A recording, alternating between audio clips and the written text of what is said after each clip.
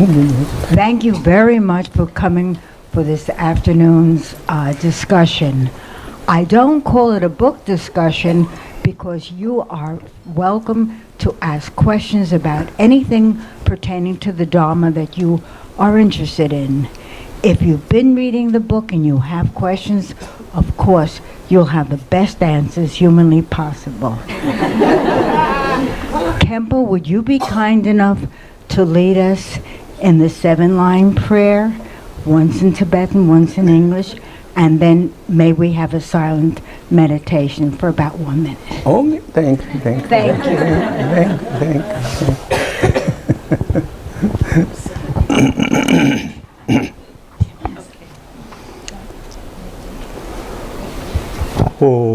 Origin of Zanzai, Bimagadradum Bola, Yamsim Chugang Udam, Imam June, Yesoda, Kordon Kando, Mambu, Gora, Chije, Jeso, Dadaji, Sinja, Lapsa, Jesus, Gura Bema, Sede, Home, Northwest border home.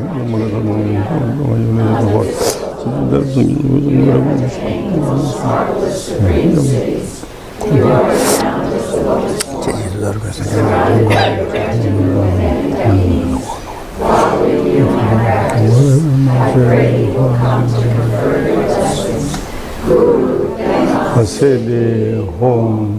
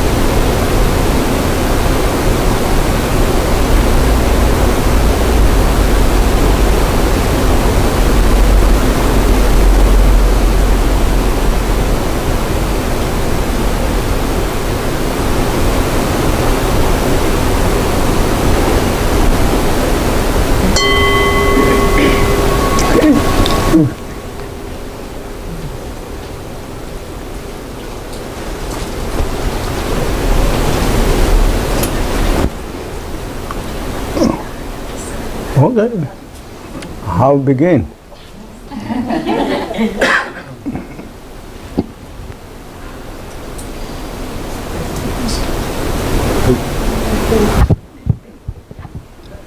Good morning, Rinpoche.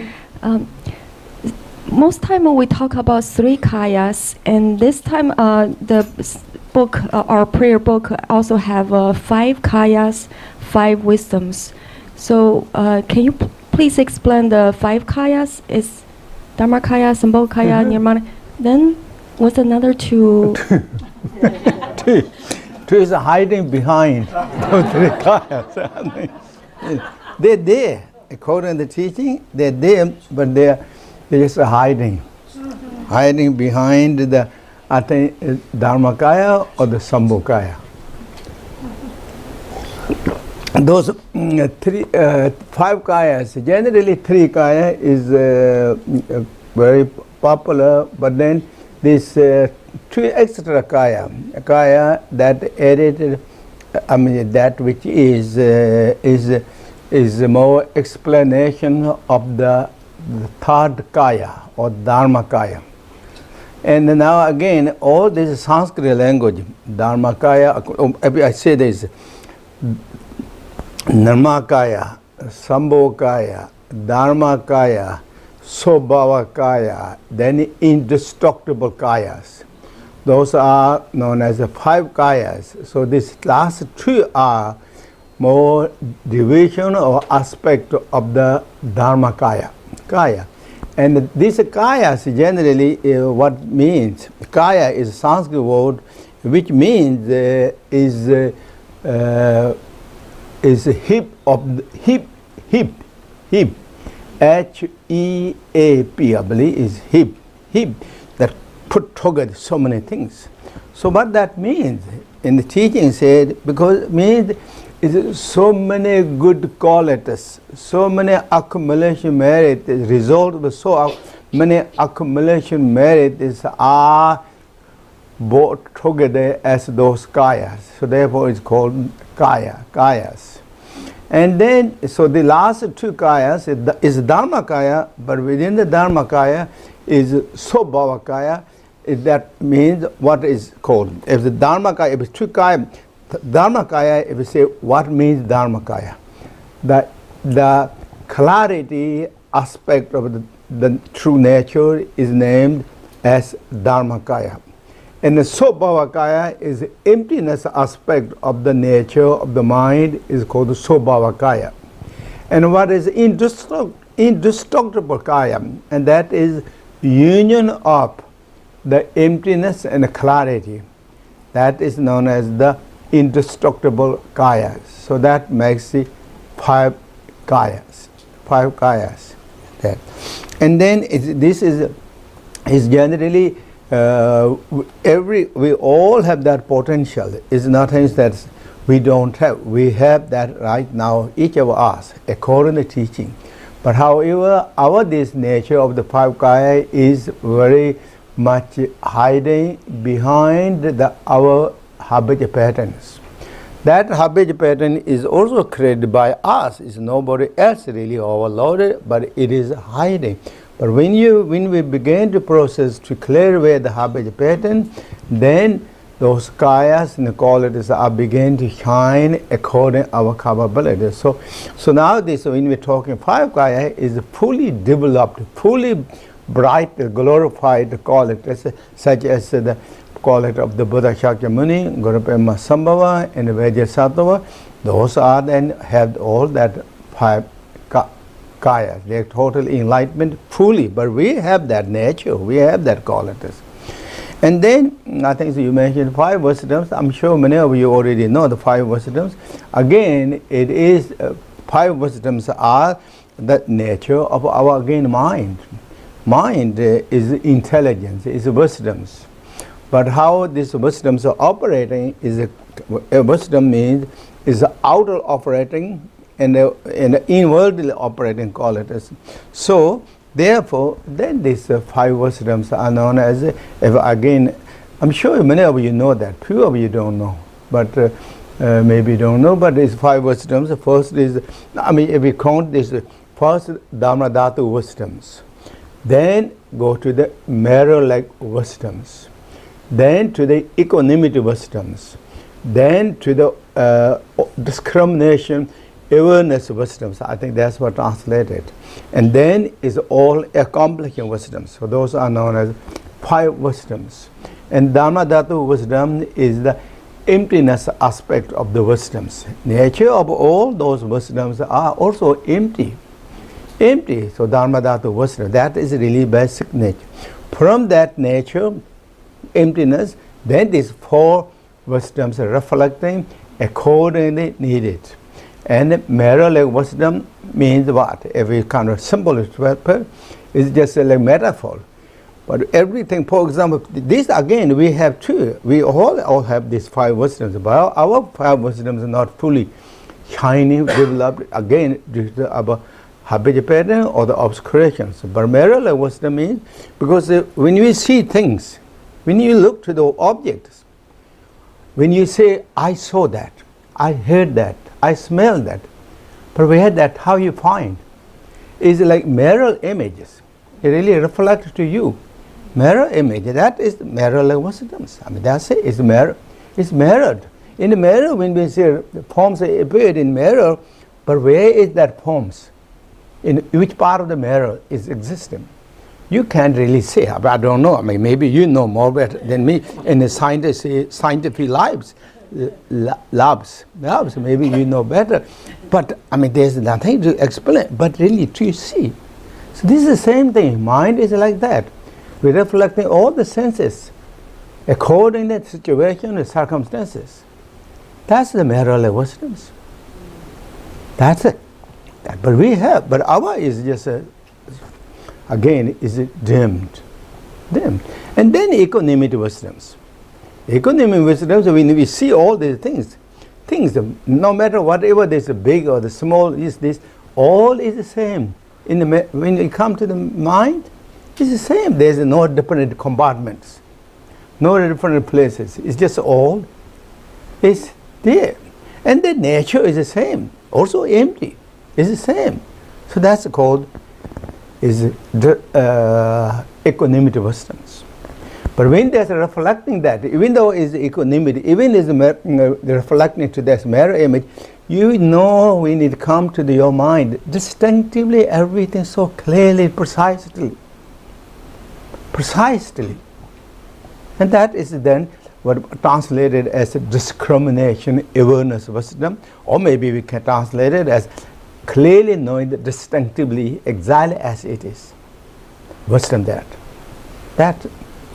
is clear, wisdoms. And the next one is, pick the one, is the all accomplished wisdoms. Because of understanding, knowledge, things what we are accomplishing in the world. Ourselves to the others is by our mind, our wisdom. Otherwise there is no movement, no achievement, no advancing. Everything is really dependent absolutely with the knowledge of our wisdom. So whether that is big or that is small, we accomplish. So that is called, that aspect of the is called accomplishing wisdoms. So those are the 5 wisdoms. Okay. Thank you so much. Thank you. Okay, yes. Oh, thank you, Jeff. My question is somewhat less esoteric, but it's something that we don't ordinarily address, which is the dangers of practice. Dangers of practice. Yeah, in page 45 of the root text, it mentions that the great profundity of this Dharma carries obstacles with it in the same way that great profit goes together with great risk. At the place where you practice, spirits will show Anybody has a book that can I borrow just for 1 minute?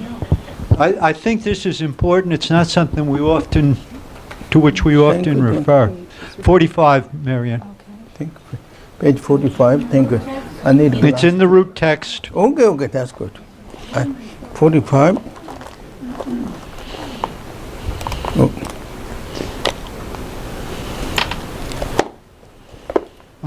I think it's a brilliant passage. It's something that my concern is, where in our practice might we go where at the place where you practice, spirits will show their forms. I'm sorry. Again, could you help me? I don't really know the Romanic. I guess I asked the wrong question. 45. I didn't mean What's good? to. It's Romanic, right? It's the last paragraph on page 45. It's an easy one. This. Oh, okay, this is 45. 45. Okay. Good. What is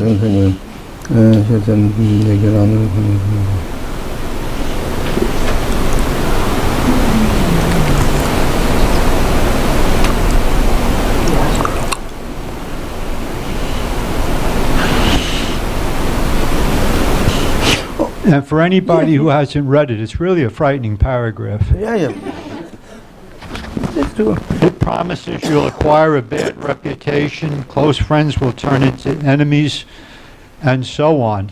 Now, we all know that there is a danger to the practice, because if you go too far advanced without the right instruction, there are the obstacles. But what are some of the early signs that maybe our practice is starting to stray off into this dangerous territory?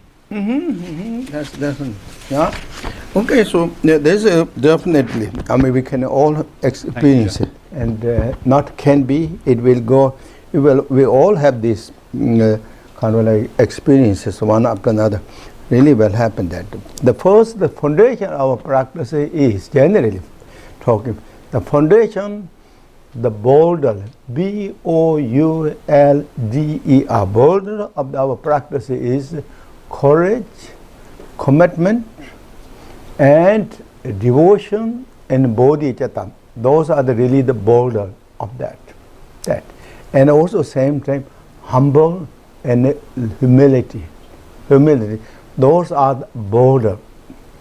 And now with those boulders or with that anchor down yourself and your practice continuously. Then there is sometimes we think maybe, begin to practice the Dharma and everything goes really well and smooth and all that things. It's true that our goal, that is our goal. But on the path, definitely we can experience, in that journey, we can experience many things and up and down and all that things. Because according to Buddhism, that is due to our karma. Practice is we are cleansing the karma. There is good karma, there is bad karma. And what we are doing, this practice, we are increasing the good karma and purifying the unnecessary, unhealthy or bad karma. So therefore, powerful practices will kind of like quickly or rapidly begin to really cleansing the bad karmas. And those bad karmas begin to reflecting many different ways. Those are then, this is here, the clearly mentioned one after another, his own Dongyal Rinpoche is that, but if we kind of summarize all the obstacles, and that is generally terminology in the Buddha's teaching, is known as 4 demons. 4 demons, and the first is known as demon of the emotions. The demon of the emotion is this 4 demon is again a metaphor. It's not something that really exists and figure outside, not necessarily, but it is because they are obstacles, and therefore it's a demon. It's demon because we think that demon is bad and they will make obstacles. So that's what they use the metaphor. First is like demon of the emotions. The demon of emotion is many times when we practice it, this is what is arising here. Here, for example, that appeared in these forms. Demon of emotions arises this. It arises, and they also are then what? Sometimes something externally appeared, inwardly appeared. The part mostly important, as I said, the border of the practice is courage and commitment and devotions and practices, such as Dzogchen practice. And the Dzogchen practice, what in the teaching said, generally Buddha's teaching said, let it come, let it go. Be as it is. Trying to avoid, trying to do things in this emotion arising, kind of conflicting against the back and forth, that is the creating the turbulence. You're supporting, you're helping, or we are supporting, we are helping, we are activating that. So therefore, the best in the Dzogchen teaching, let it come, let it go, let it be that way. Whatever it comes, keep the courage, keep the confidence. And that is so that means you are really, if we have that capabilities, we are controlling our mind, we are keeping balance, we are anchored down. But if we distracted that means our mind is now unstable. Distract means we are unstable.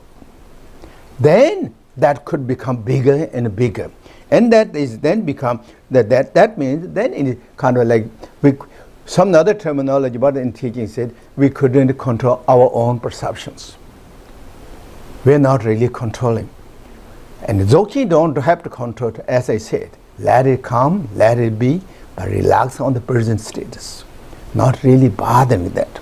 But then if that happens, then is all different things can happen. Externally things can happen, as in the teaching said here. Teaching things, kind of maybe even the images, the figures are coming that. Images, the figures coming. Those are also the kind of frightening things. Images, figures are calling, and all different things. There's a variety of this.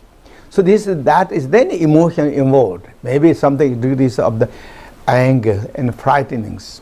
And or maybe sometimes more attachment, more passion, more desires come. More greed is arising that. And thinking that's kind of good and all those things. This is all known as then is known as the it's called the emotion. Mostly, generally, all the obstacles are based on the emotions. But that time, the most important is keep the practice, remember the instructions. Remember the instruction and keep that. And of course, some health issues come or the troubles comes, then definitely you have to solve the trouble or take the medicines and all your best, but not too much completely emotions swinging back and forth. Then we lost and really grown to that. And then good things also happen. This is among the four demons. The second or the next demon is called demon of pleasings. Pleasing demon. Pleasing. And that is again comes something so kind of nice looking, nice ways. And here said maybe that some kind of appears that they're talking something nice things and predictions. Oh, you're doing good, this and that things, all that. But if those happen again, if you keep that, you continue your practice as it is, then there's no obstacles at all.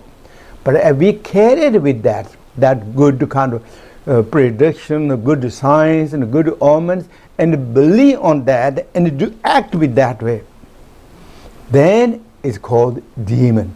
Because many in the history, in the teaching, in the Buddhism, those even advanced practitioners are really become obstacle because this demon of the pleasing is very sneaky.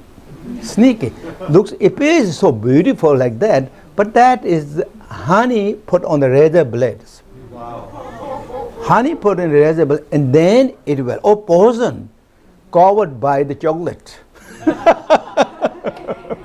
It could be big poison, it could be small poison, but it is a poison. That's called pleasing demons.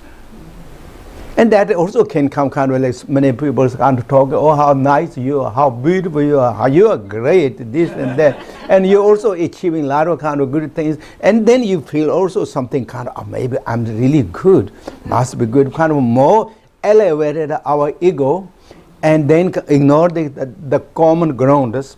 Basically, that is a demon. That's it. So therefore, always should anchor down our practices be in this. Keep the instructions. Then you are winning, you're controlling and you're subduing demons of the pleasings. And then all really completely activating more and more beautiful, good ways. And the next one, the next two are then is just the two demons are known as the demon of the aggregates. Also our physical things are, we just have to keep more balance. Not too much, not too little. If we're trying to do too many things with our body, and then we just endless. So therefore, what in the Buddha's teaching often said, the body is like vehicle. Body is like boat. Boat, keep nice and don't ignore, but yet you don't have to keep too many decorated boat. Pleasing completely yacht and all those, whatever the modern communist is trying to get everything, then I think it goes on, it's just too much distractions. But also not completely ignore that, because this they really need. I mean, his body is so special, beautiful. So average, what in the Buddha teaching often said balance, middle way. That is really the what teaching said that. So then you're controlling or you're subduing the demon of aggregates. And then the next one is the demon of the deaths. That is then that we all have to go through that. Is no one is the exception.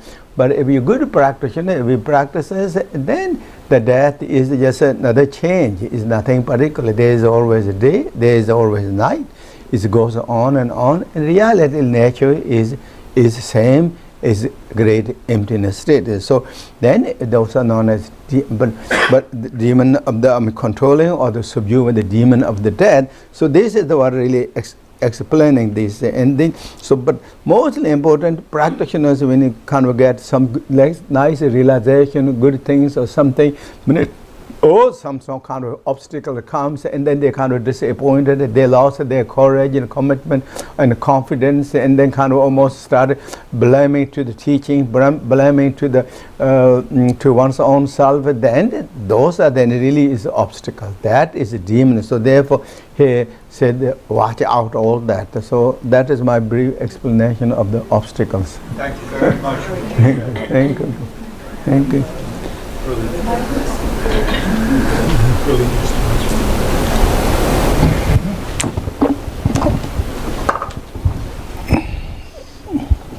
Thank you for taking my question. I just have two very general ones. One is the Buddhist practice of mindfulness. Like, how do we, in our everyday lives, become more mindful people?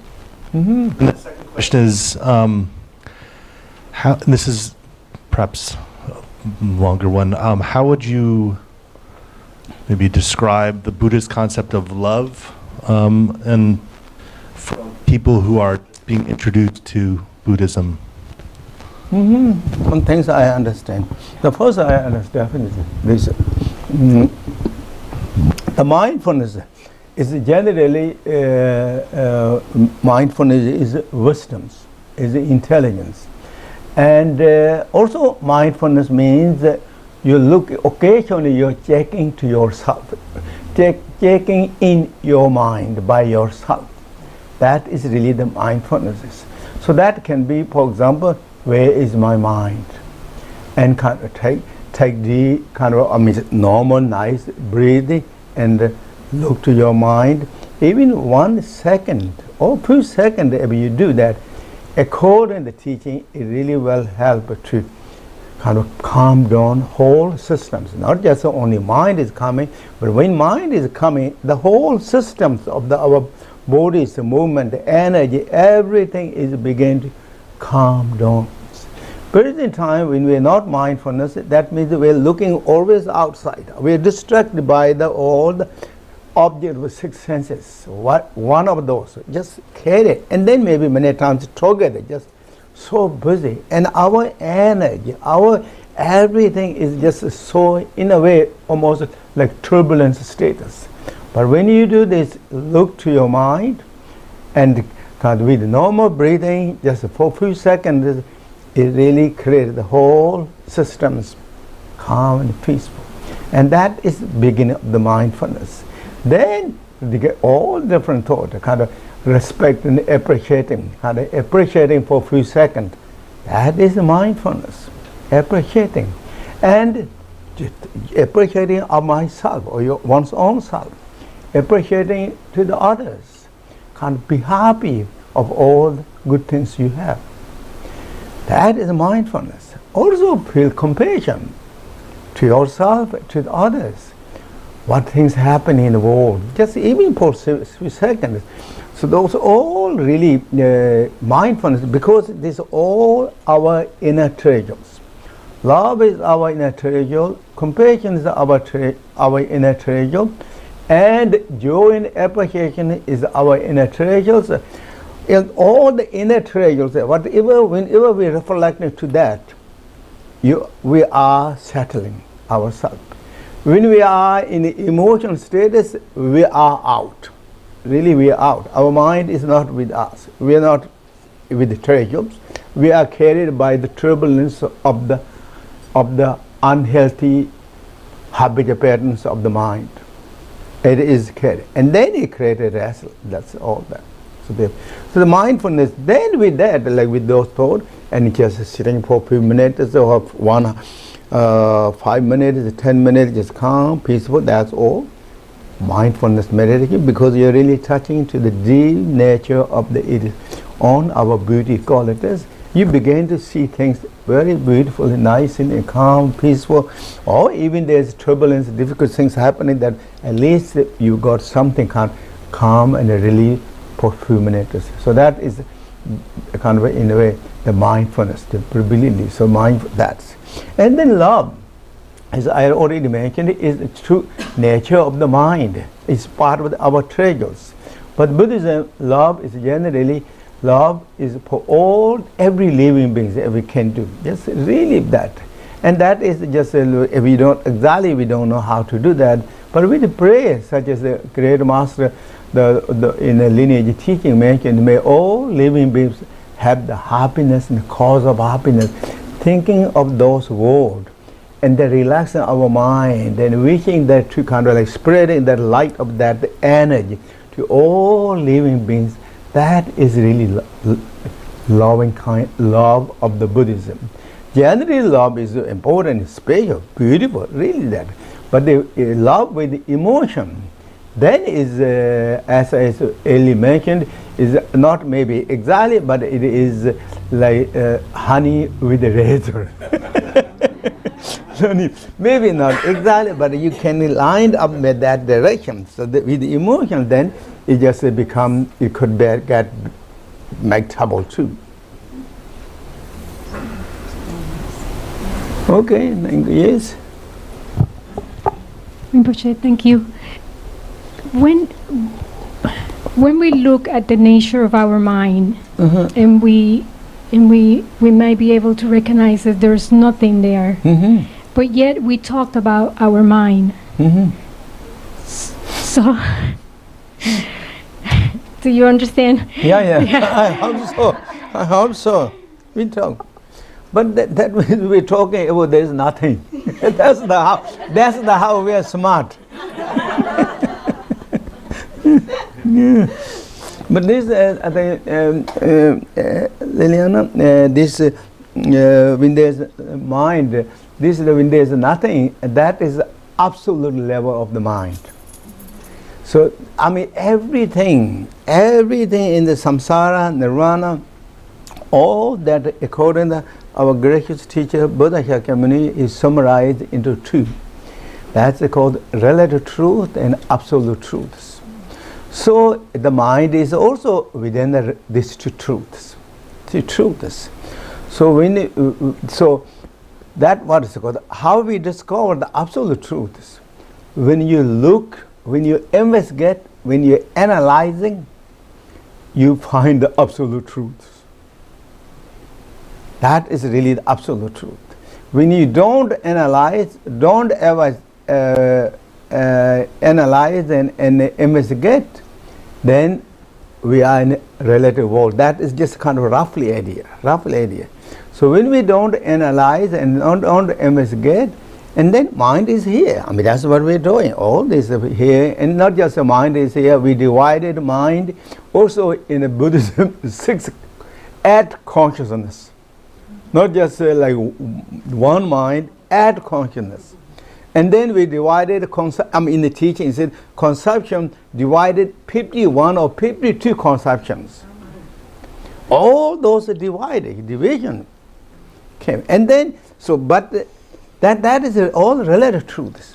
So relative truth is, yes, is existing, and that's what we're doing. That's what happiness is here, sadness is here, and all the trouble is here, frightened is here, and excitement is here. Everything is nothing really ignored, nothing really decline or say no. It all is here. But talking about the absolute level, but then we look those, each of those, as we're talking, and we're trying to find where is that, what is that. Then the answer is the same. There's nothing that we can find by these conceptions. That is also nothing find is like something we're talking now, nothing to find. But that is conception too. That is also conception. For that reason, to kind of apply that, to bring that kind of clearly as much as you can, that call it of the absolute truth, what most of the time said, beyond the conception. Beyond the conceptions. So those are the what really said that. So that but absolute level, if we discover the absolute as it is, then relate true, they are all together. They are not really different. And then if we just kind of have the more meaning of this, for example, when meditating or the dzogchen or absolute truth, then this related truth become also magical displays. And it's not something that kind of we hold this relative so strongly, solid and concrete, and that's making all this kind of uncomfortables. So then when you have realization, then you won't do that. That is just all displays. It's the same nature. So even though you go through the different things, but on the inner level, those individualism really is just seeing that as a display. Okay. Yes, thank you. Good morning, Rinpoche. When you speak of beyond conceptualization and primordial wisdom and absolute truth, and how all of it is just absolutely perfect, and that was the pre-existence of everything from beginningless time. How did this happen? I mean, everything was perfect, and then all of a sudden here we are suffering and making mistakes left and right. Why did this happen? That according to that is happened because we mishandled our display, and that is you. I'm sure when we chant that prayer of Kunda Zampo, that tells really very clearly, that. And what in the teaching said that basic ground, you and I Kunda Zampo share the same. There is that. But how that happened? Then for us, that split it in the samsara nirvana. We were created two junctions, and that is the beginning. That is when the display of the primordial arises. We grasping, we hold, and we didn't recognize is our own displays. We created subject object. Same time, according to the teaching, that moment in a way, certain, I mean, the Kunda Zampo prayer said there is certain kind of fears, F-E-A-R, fears. When you have the fear, then next is hope. Hope is they go by side. Then you strengthen we're strengthening the dualities. We're tight up or the building up the dualities. Then that expanded, and then ego came. Ego is also not substantial, solid exists. Is it mind? But we created the ego. When the ego created that, immediately then we created the active emotions, the 6 emotions or 5 emotions. Then this show begins. Then our movie is already here. Projected begin, and then see the movie of the 6 realms, all going on and on until we dissolve the projection.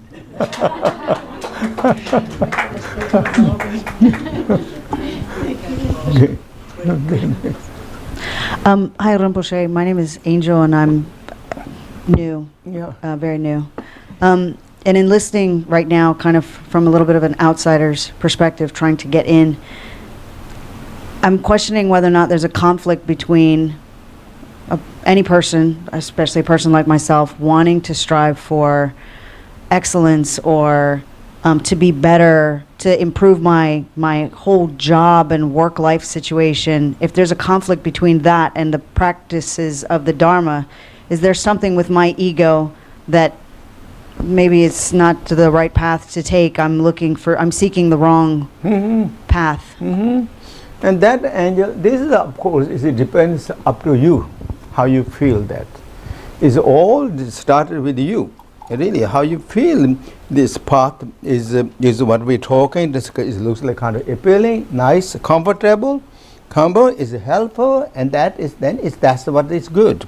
But somehow it's not exactly good, or it is conflicting. It is not that.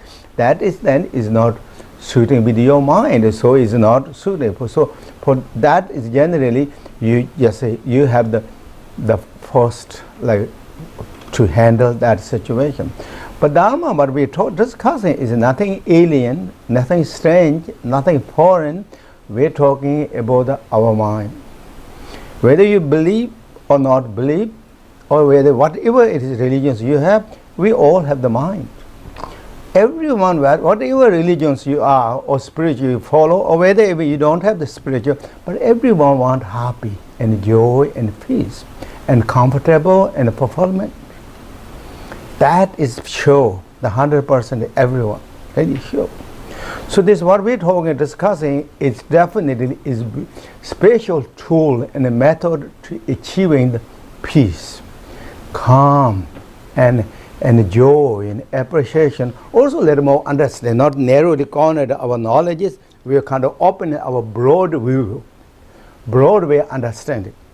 Understand this, definitely. So therefore, generally, I don't say really will conflict to any beliefs. To this, what we're discussing is love and compassion is actually deepening. If we have the spiritual belief, it will deepening, it will be more ignited.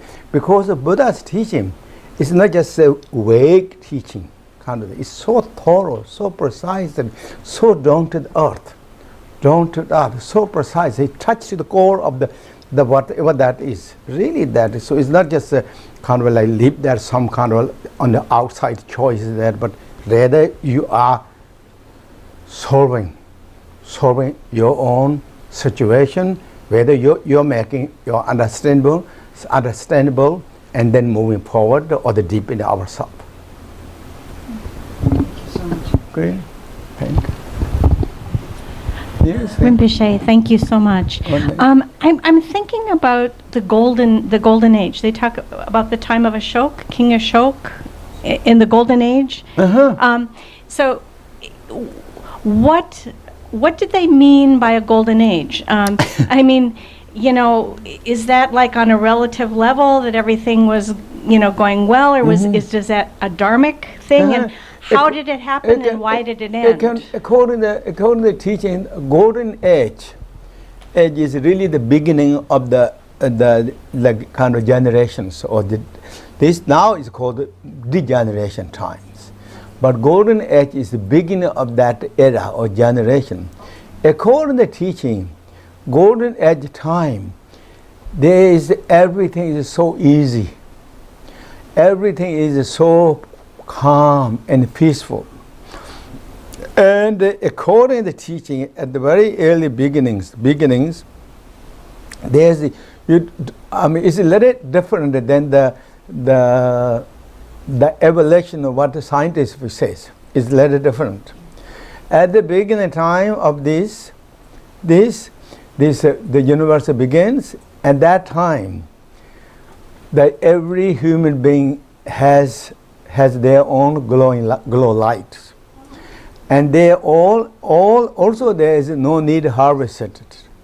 There is unharvested crops are growing there, and there is no kind of fighting and quarrelings going on, and the emotion is so low and calm and peaceful. So those are really known as beginning of the golden age. Then it began to kind of like emotions become, why that begins decreasing, that because of the emotions. Then emotions are getting stronger and stronger, and then all the situations, what you have the original, that is begin to kind of fading away slowly, and then they start to kind of like begin to do the what called the like territorials, become territorials, and then they start to kind of become more subject, and I and you and this and that, and then began to that time. Then according to teaching, they started because they begin to quarreling, fighting, or some degree effect, and not really big things, but then they appointed the kings, and those are not at the beginning time. According to Buddha teaching, kings are leaders are appointed by the people, and they cease kind of selected. So it's called Mangpu Kurva Jarpo, means the honor one by everyone. So it's like democrats, of course, that time. Then that emotion becomes stronger and stronger, and those who are elected, those by the democratic ways, they like to stay in the power themselves, not election. Then you call the kings.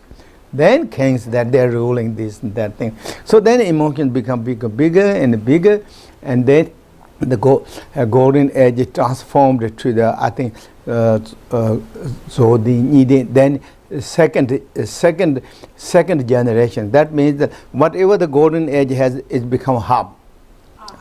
So second. Then it kind of continue growing, and then become sumdi in Tibet. They said sumdi means then 3/4 left. That lasts a long time. Then continue growing, and then that change to the then degeneration. So now is the degeneration things. So that is like that's what how this explain. Yeah. Thank you. Yes. Hi, Khenpo. A couple weeks ago, you told me that the ornament of the wrathful deities was fire. Mm-hmm.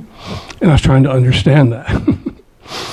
Now, one of the things that's influenced my practice as much or more than anything since I've been coming here is something from Shanti Deva. What? Something from Shanti Deva. Oh, yeah, right.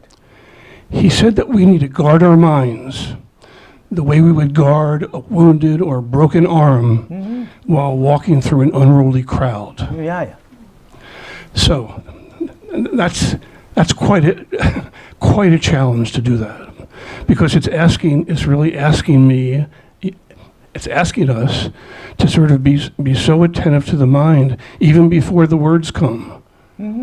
And connecting that with fire, that, once I heard Krishnamurti give a talk called The Fire of Attention, that at a certain intensity and passionate quality, attention becomes like a fire.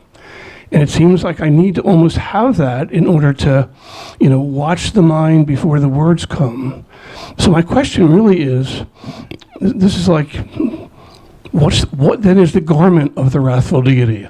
You said that's the ornament, fire of the wrathful deity. What's the garment? Garland? Garment, clothing. Good. Garment. Yes. The garment of the white umbrella. White umbrella is all the variety of the divine clothes. So silk and the different colors, silks, and then also the necklace and the bracelets are all basically peaceful. But this is the wrathful deity. That would be the peaceful deity. This what's called the white umbrella is semi-wrathful.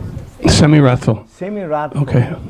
So therefore she has all those peaceful, appealing ornaments.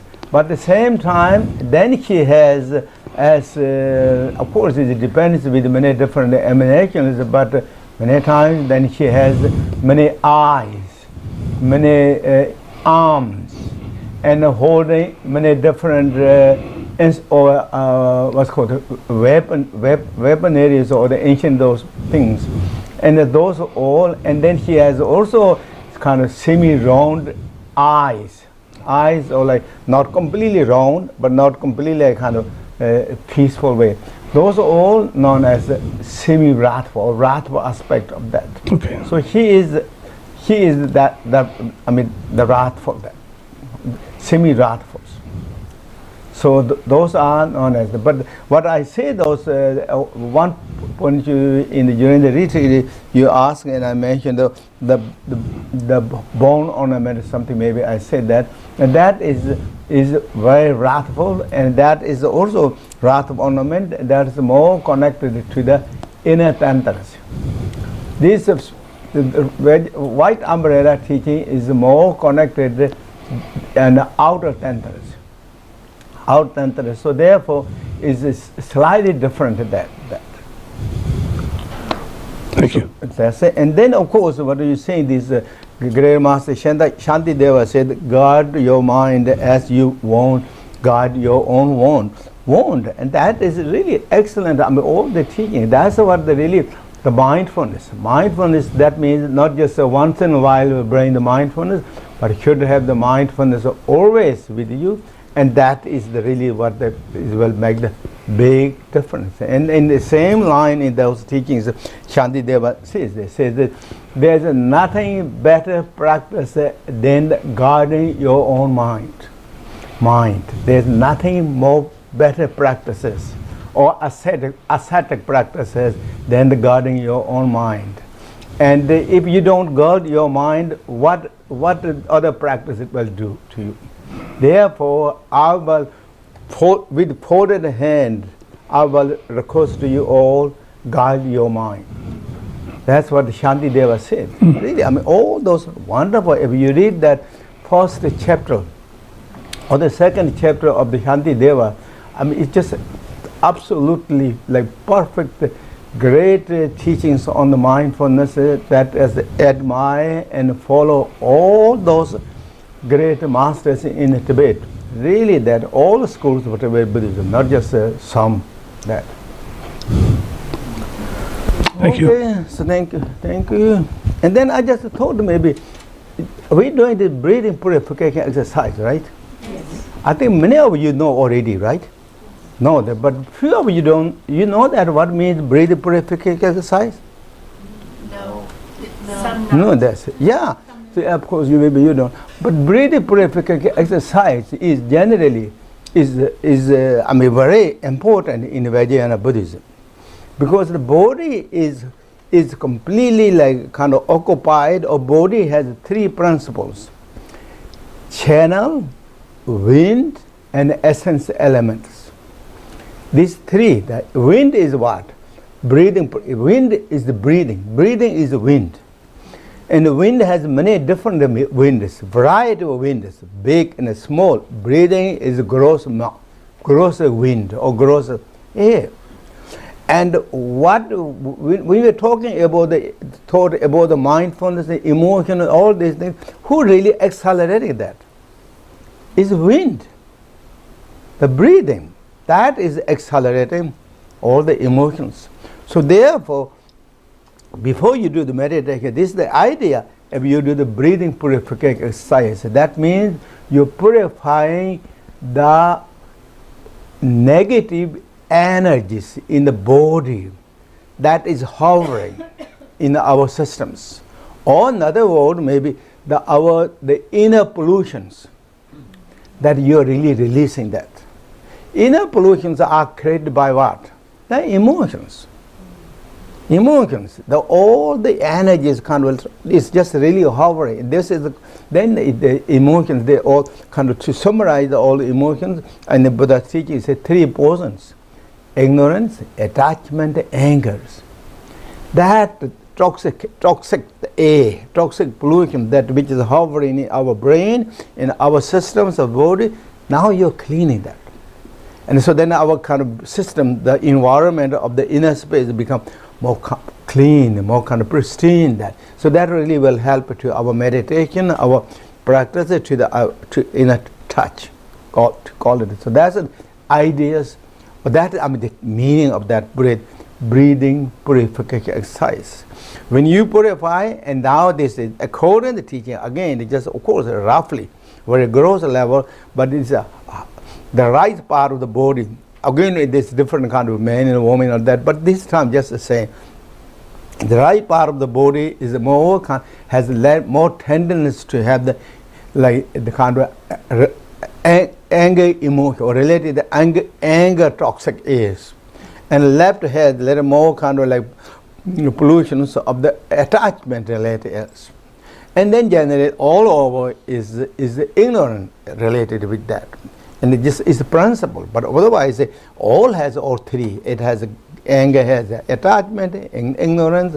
Attachment has anger and ignorance, and the ignorance has also those three. That's both two, attachment and anger too. But this time, so when we do this, what do we do this with holding this and this hold the breathing and the pull in the belly in and put your the thumbs to the edge of the ring fingers. According to Buddhism, ring finger is very special. Again, channel here, nerve systems. There's the emotion ring emotion is, and as well as energy of the emotions, energy of the wisdoms kind of flowing here. There. So when you hold praise down, that in the way, in the conception or in the mind, you're pressing, stopping or blocking the emotion is. So now gathering everywhere, and then you pull in, hold, and do those movements, really, and then throw this and put down, and that time when you exhale, mostly the anger-related toxic air, emotions or that pollutions are went from the right nostrils, and that color is dark kind of color, smoking kind of dark colors that they call it. So it's mainly anger air, but it has attachment, it has ignorance. And the second time is the attachment. That is again a dark red color. Mainly is like attachment and with the anger, and all that pollutions went out. And the third is then ignorance that come from the both nostrils and the mouth, as we do, and came in color is kind of dark smoky colors, and then release that you say, and then you repeat that again and again, and called gross level, subtle level, very refined level, polluted all went out, completely cleared with that. So that is the really meaning of the what's called this breathing purification exercise. So that, and then after that, when you relax, then you're going to now meditate with mindfulness, bring all kind of good things, joy and appreciation, really, and just joy and appreciation and love, compassion, thought for all living beings. Just relax for a few seconds or 1 minute that, and then feel also presence of the Buddha, the enlightened beings. They are meditating with us, feel presence. Buddha, Gurupema, Sambhava, Tara, and all the lineage masters kind of right in front of us. They are meditating, they are supporting us, and we are kind of in a way close with that. So they are also sending us a lot of blessings and light, and then just meditate according to your instruction or whatever you're following. So that just again reminding of our meditation. And that's it. Thank you everyone. Okay. Thank you. Okay. Thank you. Now we do a short.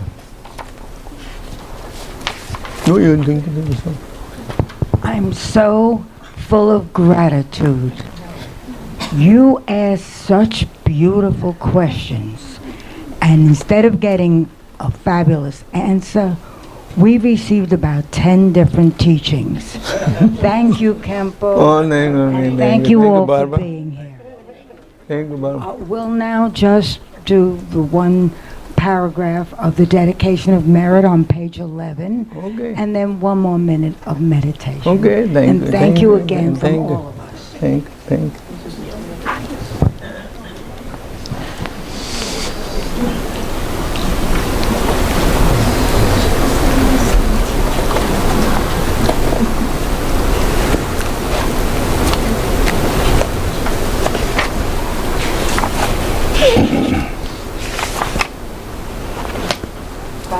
By this merit, may all obtain from the Tannis of the Tunan Yibada, Yaganaiba, the person on some of the old book, the expressions,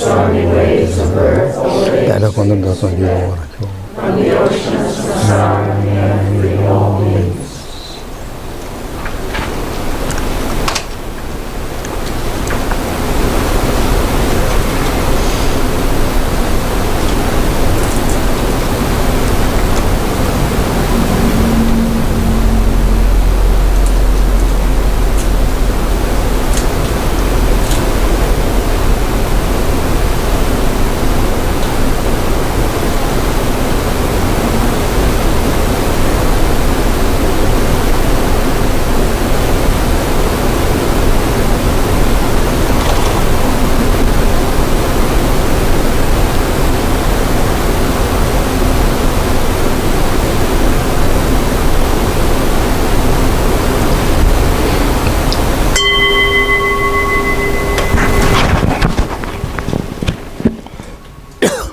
Thank you very much, everyone. Thank you very much, everyone. Thank you again. Thank you very much.